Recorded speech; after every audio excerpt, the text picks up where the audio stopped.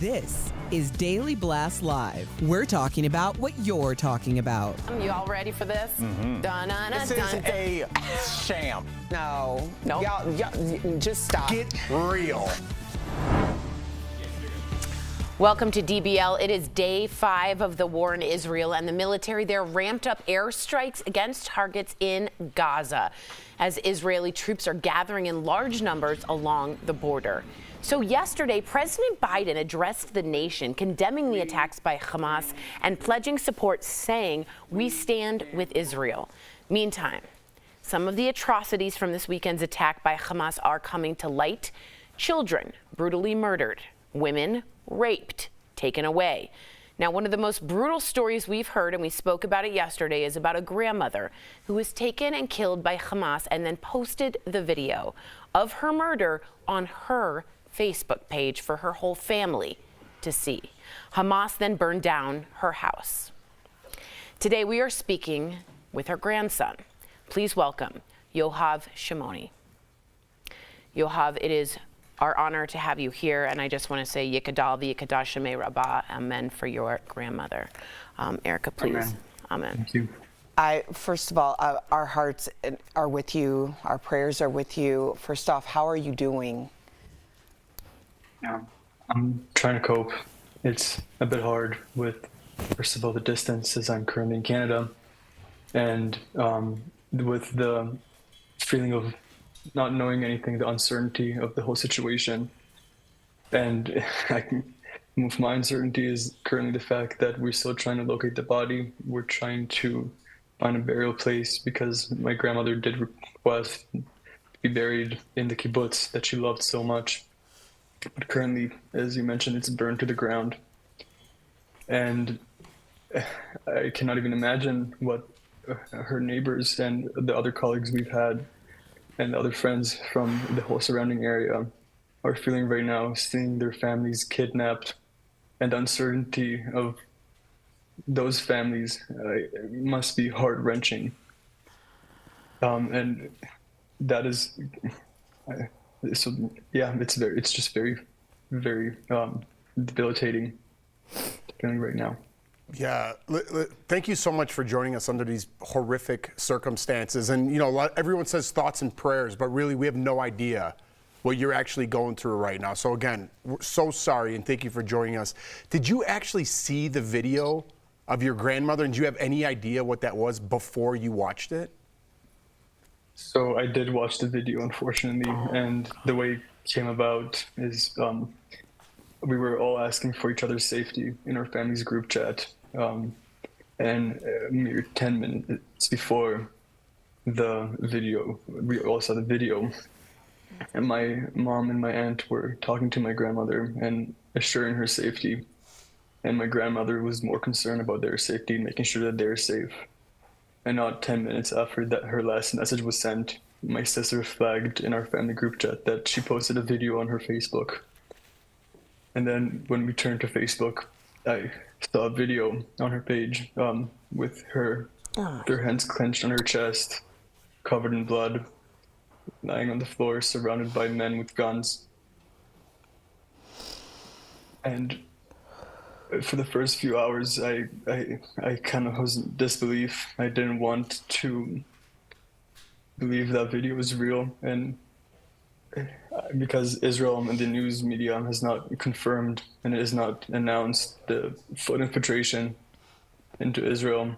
It was only missiles reported at the time. But then when the reports came and when more and more information started coming out, like about how after they murdered her, they burned down their house, how her neighbors were murdered at point blank and kidnapped. It was just an overwhelming and a flow of terrible news for the past few days.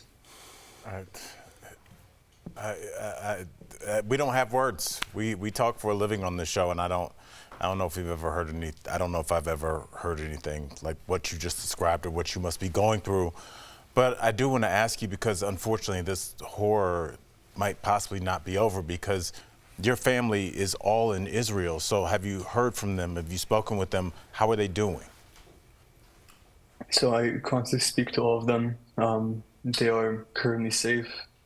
And the way that they're dealing with their trauma is by putting up all of their efforts and helping the other victims, the survivors from the kibbutz and from the surrounding areas, everyone that has their families murdered, they're now homeless because their houses have been burnt down, that their kids, their parents, their siblings have been kidnapped and are now held hostage in Gaza.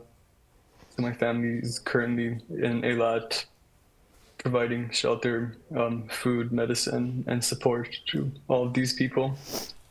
And I think that is what is keeping them up right now. First of all, being with people who experience similar things and being able to feel compassion, but also the ability to help and feel like you're contributing, which is what I struggle with right now. Yeah, Yoav, I just want to say for people out there who don't know what a kibbutz is, it is the center of the Israeli life. It is the way they forage their food. It's a community, and for it to be burned down is the center and soul of a Jewish Israeli community. Talk to us about your Savta, your bubby, your grandma. Just tell us what she was like. So, as you said, the kibbutz was a very much community-based, and she loved her kibbutz. It was her passion. She would never agreed to leave, even when things escalated in the past. And my family and I have lived abroad before, and we begged her to come be with us when things got bad. And she would always want to stay in her home with her community, with the people she loved. And she was a single mother that not only supported my aunt and my mother, but she was the pillar of support for her entire community, especially back in the days when a kibbutz was a place that everyone raises each other's kids. Yeah. So right now, seeing that whole community burn to the ground, where I spent most of my summers as a kid, where I was just at 2 weeks ago to celebrate Rosh Hashanah, is heart-wrenching. Yeah. For a lot of us here, it's important that we put action behind the energy that we're sending to you. We want to know how we can help. Well, so first of all, just spreading the story and the atrocities to make sure people understand that this is not a war between Israel and Palestine, and these are not acts of war. These are massacres. And the fact that, and also just to highlight, maybe even share some of the resources to rebuild the kibbutzes. I can share some links after the interview, but I'm sure you can find some for not just my grandma's kibbutz, but the kibbutz in the north and in the south that are currently being bombarded and destroyed to the ground. Just support and rebuild those communities. Yoav, thank you so much for even spending some time with us today. As a Jew, I know how important grandmas are in life, in culture, in your religion, in your family. So thank you for sharing your story. May her memory be a blessing. Our thoughts and prayers again are with you and your family. We'll be right back. Thank you so much.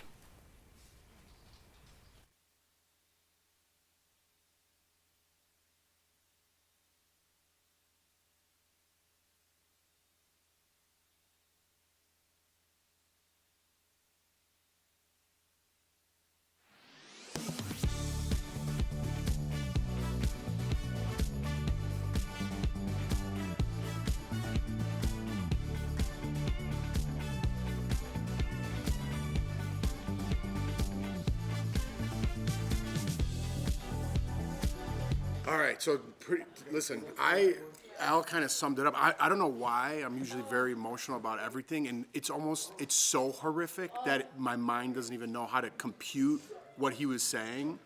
I listened to everything he was saying, but like Al said, we've heard some pretty crazy and horrific things on this show, and that's got to be up there with the timeline, with how soon that was, and what he's actually feeling. I guess I'll pass it on to Tori. I just want to say a kibbutz is like, you don't understand if you don't know what it is. They grow their own food. It's their farm. Every community raises their own children. The school is there.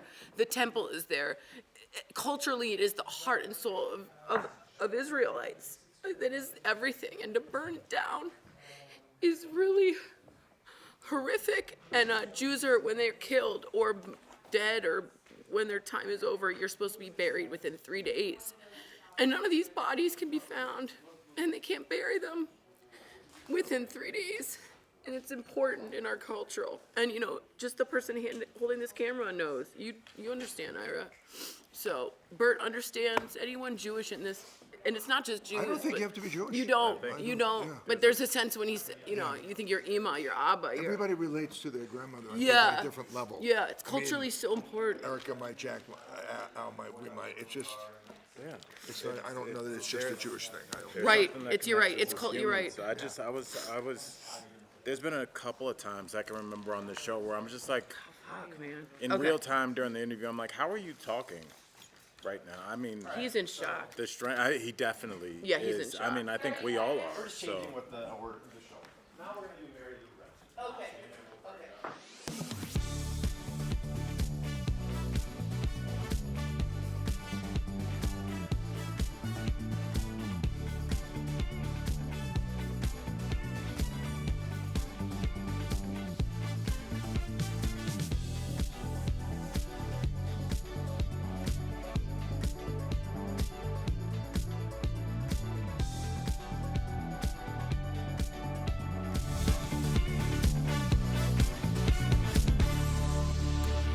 Welcome back. We have some other sad news as of our taping. Former Olympic gymnast Mary Lou Retton is fighting for her life. Her daughter says she's been in the ICU for a week, battling a rare form of pneumonia, and she's not able to breathe on her own. Mary Lou is 55, and she made history, if you remember, at the 1984 Summer Olympics in Los Angeles, when she became the first American woman to win gold medal in gymnastics. She scored 2 perfect 10s on her vault and floor routines and ended up winning 5 medals.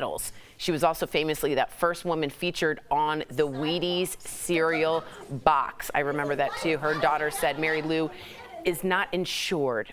She posted this online campaign to raise money. I believe, Kelly Richmond, it's up to $250,000. They were asking for $50,000 only, which is a good ending a bit to the story. Go ahead, Al. I just think that I think she should be insured, but that's not the discussion we're having right now. Right. For myself, in 1984, I was 7, you know, and to just think about, she was the first face of the Olympics that I knew, that we knew, you know, and to see the outpouring of support shows how much that, like, she was a symbol of national pride, and how before the internet kind of fragmented us all, like there was like, we all were down. There were no dissenting voices with Mary Lou. It was like, you know, and kind of Carrie Strug came after her and had that famous vault on a broken leg.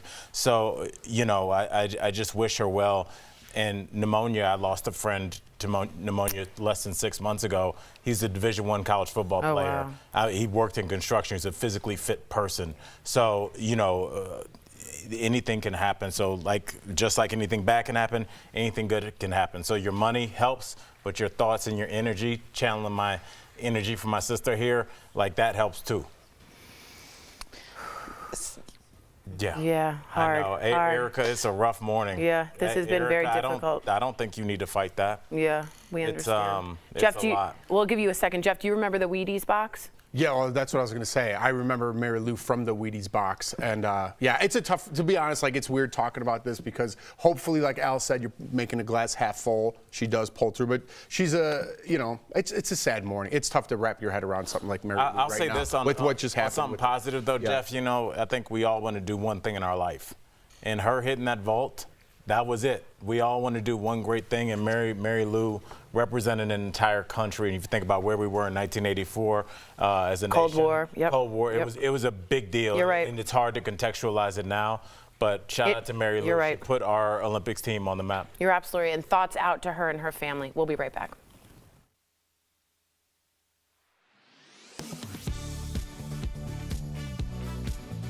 On October 3rd, the White House announced a plan to build 20 miles of border wall in South Texas.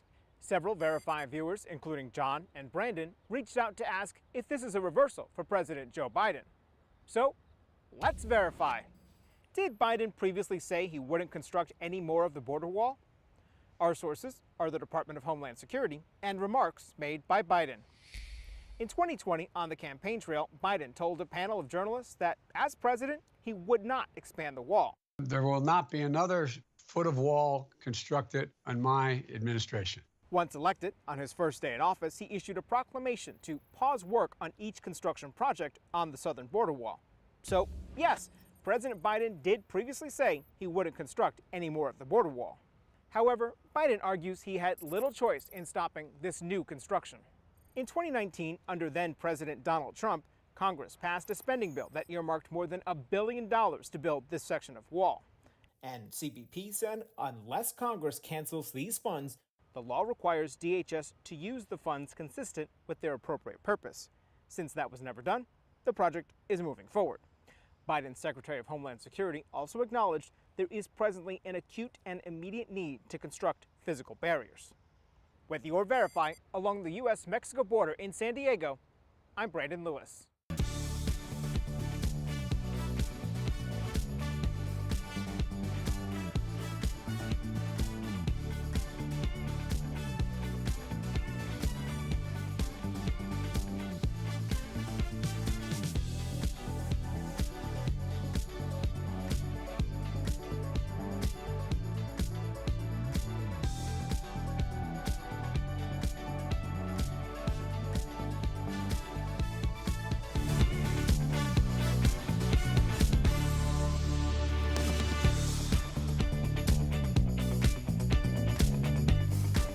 Welcome back. All right, we're going to switch gears here. We're transparent. It's been a rough morning, but we're going to talk about this. I'm sure you've seen Jada Pinkett Smith has dropped a very large bombshell in her upcoming memoir, Worthy. And in it, she said she and Will Smith have been secretly separated for 7 years. So in a conversation with Hoda Kotb on the Today Show, Jada said by 2016, she and Will were exhausted from trying to work on their marriage, but said they have no plans to divorce. What? Take a look.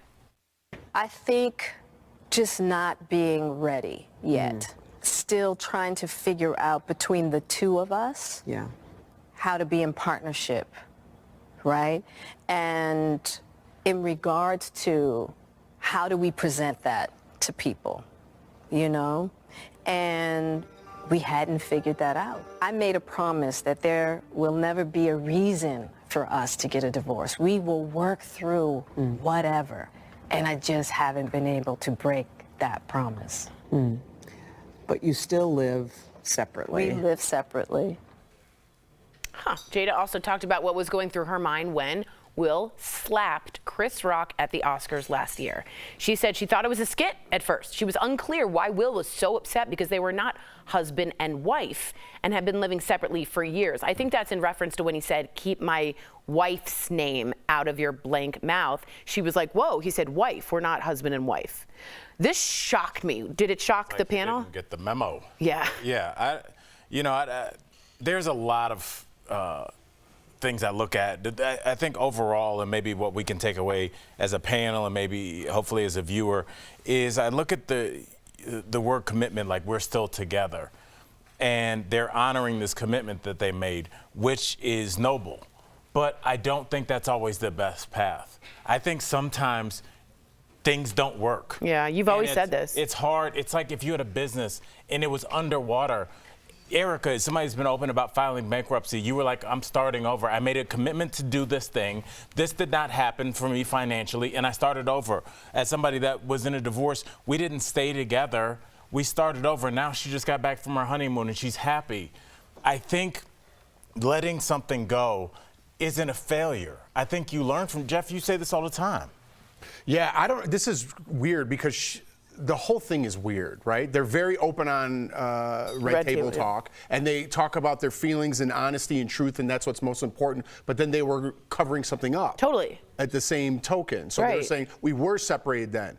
But then her most shocking thing was when Will Smith called me his wife. How about when he slapped Chris Rock? That was pretty shocking. Maybe more so than the wife thing, I would say. I don't know. And she did kind of give a little indication. I know people have different views. Will Smith, I know what it's like to be a man, and that doesn't represent everybody. But when your wife or partner or someone gives you that look after being insulted, as a man, you have to stand up and defend your woman, right? That's big facts on that. Okay, and I'm just speaking from a man's point of view. I understand there's different genders and things like that out there. That's how I feel as a man. When she gave that look to Will Smith, he needed to do something in that moment. Maybe it wasn't slap Chris Rock, but he needed to defend whatever it was Jada was at that point to him. I felt like it was on her. People don't see it that way. Will did what he did. That's on him. But I saw it differently than, wow, I was so shocked he did that. Because it looked like that look, I know that look from my wife, you got to do something now. Erica, what do you think? Because a lot of people here are saying Jada is really sketchy. And I just want to hear your take on this. Yeah, I think sketchy is a strong word. Yeah. I've been divorced, and most people didn't know that I was divorced until years later when I was literally walking down the aisle in a wedding dress. To marry. The best time to tell them. Right. And we had been separated and we had been divorced, obviously, for years. So I can only imagine if I were in a higher profile situation like a Will and Jada, how difficult that would be to maneuver, because Jada and Will were really one of the first Hollywood couples that I remember hearing like divorce is not an option. Right. And so the fact that no one seemingly until the entanglement became trending news knew that there was like an issue. Obviously, there were rumors out there. I think really speaks to their commitment to at least the institution of their marriage, because a lot of people have, marriage is a business arrangement. It is all about the legal papers when it really comes down to it. Otherwise, you're like committed to someone, but in terms of like, I don't think people understand that until you're talking divorce. Then it becomes very legal. Yeah. So the fact that they have had this partnership and it's been a successful partnership, even in the past 7 years, I mean, they're doing well. I'm not shocked by that. Are you bothered though by the lie? It hasn't been a successful one. I would say maybe the worst. It depends on what your, outcome of it the couple depends you could what have. your definition of success is. Some people are very happy with things that other people would not tolerate at all, and vice versa. It's like putting. I'm just saying, from where I sit and I'm looking at them, however they decide to navigate their life based on the decisions that they made and the success that they've had. Great on them if they feel great about that. If they want to be separated for the rest of their lives and never live in the same home, great on them. Okay, great. You think Will feels good about how things are going? You think Will doesn't have autonomy to do what he wants to do? But he can't now because of his public image. He's not the same Will before the slap and after the slap. And she's not the same Jada. Absolutely not. You're right. So, but how is that a good outcome? The point was he was publicly humiliated. It's horrible. It's a horrible outcome. Well, for you, apparently it's working for them. They're still doing their thing, so I don't know what else to say about it. Sleeping with your wife in your house, your perceived wife by the public in your home, is a public humiliation. And let us know what you guys think. This is a good talk. We want to know what you think about all of it. We'll be right back.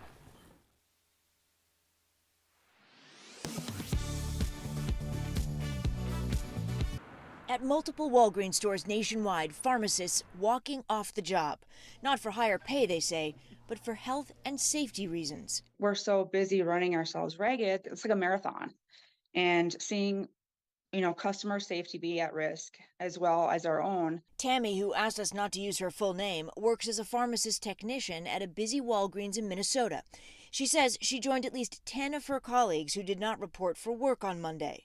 It's very scary, and we're actually getting to the point where it looks like I don't know how much farther we can push ourselves. In addition to filling and verifying prescriptions, Tammy and other Walgreens employees say pharmacists and support staff are also managing a high volume of calls, working with insurance companies, and administering a growing number of vaccines. In a statement, Walgreens acknowledges that the last few years have required an unprecedented effort from our team members, and that it has been a very challenging time. The second largest retail pharmacy also says it's engaged and listening to the concerns raised by some of its team members, and is committed to ensuring that the entire pharmacy team has the support and resources necessary. Last month, CVS pharmacy customers in Kansas City were impacted when workers there also walked off the job to protest over similar staffing concerns. They understand the risks that are being posed to the community, that with these demands on them, so they don't want to make a mistake. According to USA Today, CVS corporate staff flew to Kansas City to meet with organizers and agreed to improve working conditions and patient safety. I don't think a lot of customers understand that we are trying to do our best for them. Walgreens organizers say they don't want to disrupt patient care, but need to take a stand, a sentiment some customers can appreciate. I support workers' rights, and, a little inconvenience for me is worth it. Several verified viewers forwarded us this text message that says 7 women died after inhaling poisoned perfume for a sample they got in the mail. Our viewers want to know if it's real. So, let's verify. Our sources are Glen Eagles Hospital in Malaysia, the D.C. Metropolitan Police Department, and a search of social media archives. The warning in this text claims to come from Glen Eagles Hospital, but there's no hospital in the U.S. with that name, although there is one in Malaysia. Glen Eagles Hospital has debunked this viral warning several times, including in this 2013 statement on Facebook saying, "We have never admitted or treated such patients and have never been aware of such incidences. We would also like to categorically state that this email did not originate from our hospital." 3 years later, the warning resurfaced on WhatsApp, prompting Glen Eagles to issue another statement calling it a hoax that has been around since 2001. This warning is one of several similar hoaxes that are attributed to the Office of Risk Management at the Metropolitan Police Department in Washington, D.C. A police spokesperson tells us the text wasn't sent from them and noted that the Office of Risk Management isn't located at the address listed on the text. So, no, 7 women did not die after inhaling poisoned perfume samples. The warning is a hoax. With your Verify, I'm Brandon Lewis.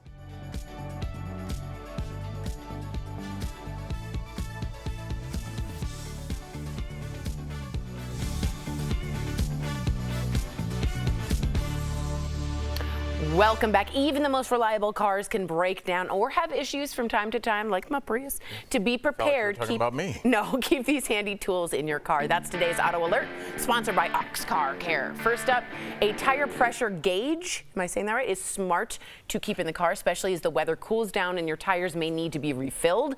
Next, if your tire needs to be changed, you got to keep a jack in your car.